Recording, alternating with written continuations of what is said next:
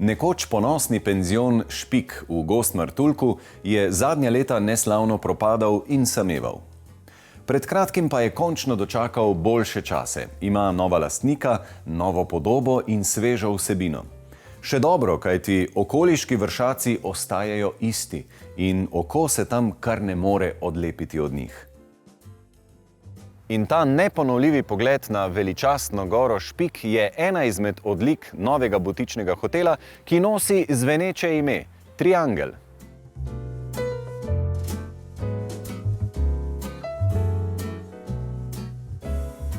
Polona in Matjaž, povejte nam, prosim, kako sta se odločila za tole dodatno, čisto drugo dejavnost od siceršnje, za hotelirstvo? Ja, dejstvo je, da se ukvarjava s trgovino z gradbenim materialom, se pravi s povsem drugo dejavnostjo. Dejstvo je pa tudi, da se po duši smučarja, kadernisnega, tudi kolesarja in pač tekom najinih pohajhovanj po tej Gornjesavski dolini smo opazila stari penzion Špik, ki se je prodajal, sicer v precej žalostnem stanju, ampak kljub vsemu sva se odločila razmeroma hitro za nakup, izdelavo projektov in potem tudi samo gradnjo. Pravijo, da pri vseh takih velikih življenjskih odločitvah ali pa nakupih vedno vlogo igrajo čustva oziroma srce. Koliko je imelo tukaj srce zraven vloge pri odločitvi? Ja, siguren, midva v vsako stvar oziroma za vsako dejavnostjo, ko se z njo ukvarjava, vanjo dava celega sebe, srce, energijo. Tako da tudi v tej najini zgodbi naju je prepričala pozicija tega hotela in ko se pripelješ v Gozd Martuljek čez most, ko dobiš ta pogled proti Špiku, ko te prevzame ta veličina narave, je bilo tudi eden od razlogov, da sva se za to zgodbo odločila. S tem pa se je delo šele zares začelo, saj je bil objekt v slabem stanju. Potreben temeljitega razmisleka, kaj podreti in odstraniti in kaj je vredno podedovati. Ohranili so nezgrešljivo trikotno obliko, gabarit stavbe in orientacijo v prostoru, kot tudi okrogline na vseh portalih. Na novo pa so izdelali fasado.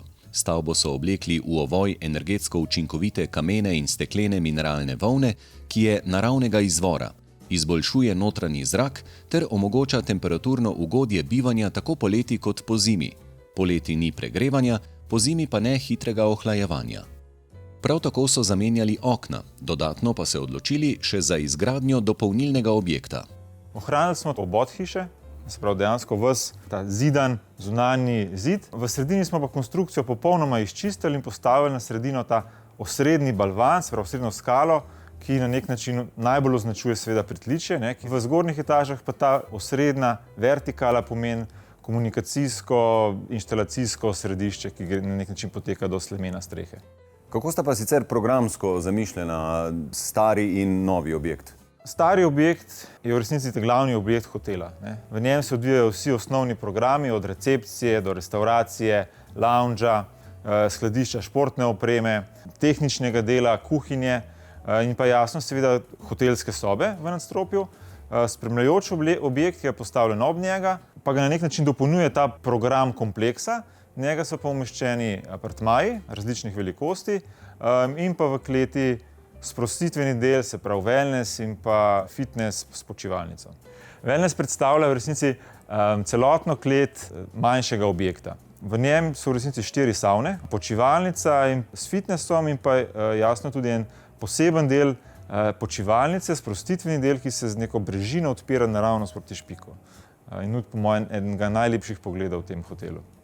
Zelo skrbno ste izbirali materiale. Smo v osrčju Gorenjske, v najlepših slovenskih krajih, nekdo mi bo to sigurno zameril, ampak po drugi strani ta les, toplina lesa je bila skoraj po eni strani logična. Lesu se težko izogneš tukaj. Poleg tega smo se pa zavedali, da tako pomembni objekti so pa vedno zidani. Nastopata tukaj 2 materiala kot osnovna. Eno so raznovrstni ometi, od kela špric betonov, zaribanih ometov do njih ometov, kjer so notri vstavljeni kamni, posamezni kamni. Les se pa v resnici pojavlja kot glavni material v tej dependansi, se pravi v objektu, ki je dozidan, kar tudi nakazuje na nek način njegovo podrejenost, kot je značilno za arhitekturo ali pa recimo urbanistično, krajinsko, ruralno, gradbeno dediščino v tem okolju. Za streho, ki je pri starem delu objekta ena glavnih površin in v primerjavi s fasado zelo velika, so izbrali sivo betonsko kritino, tradicionalno za to območje. Siva barva sovpada z okoliškimi hribi, betonski strešnik pa zagotavlja dobro zvočno in mehansko zaščito pred zunanjimi vplivi, tudi pred vetrom.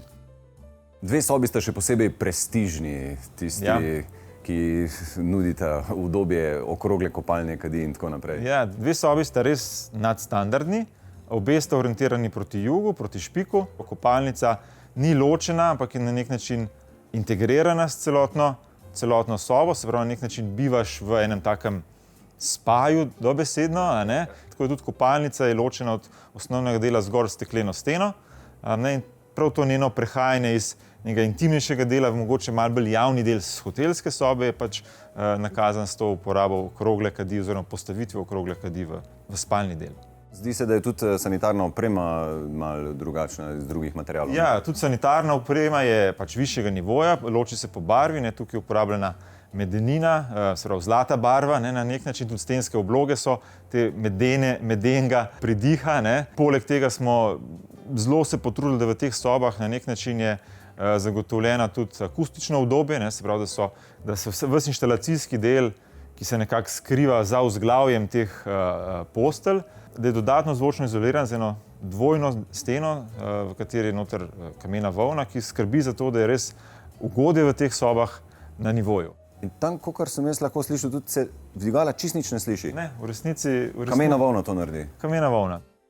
Glavna vodila pri notranjem oblikovanju so bila enostavnost, uporabnost, navezanost na lokalno okolje in tudi združitev tradicije s sodobnostjo. Slednjo predstavljajo kopalnice z vrhunskimi materiali, kot so školjke brez roba, ki jih je lažje čistiti in za splakovanje porabijo manj vode. WC deske imajo antibakterijski premaz, ki bistveno zmanjša prisotnost bakterij v prostoru. Umivalniki so brez odvečnih robov in se lepo zlijejo z ostalimi kopalniškimi elementi. Armature so matirano črne, italijanskega dizajna. Protizdrsne ploščice iz različnih kamnov pa so iz Francije. Tradicijo v interjerju zastopajo zelo oseben izbor pohištva in dodatkov ter kovani elementi, ki nakazujejo na železarstvo in kroparstvo bližnjih Jesenic. Zasledimo jih v obliki okovja, ročajev na omarah in podnožjih miz. Razlago za ime hotela Triangel pa dobimo že takoj ob pogledu na hotel.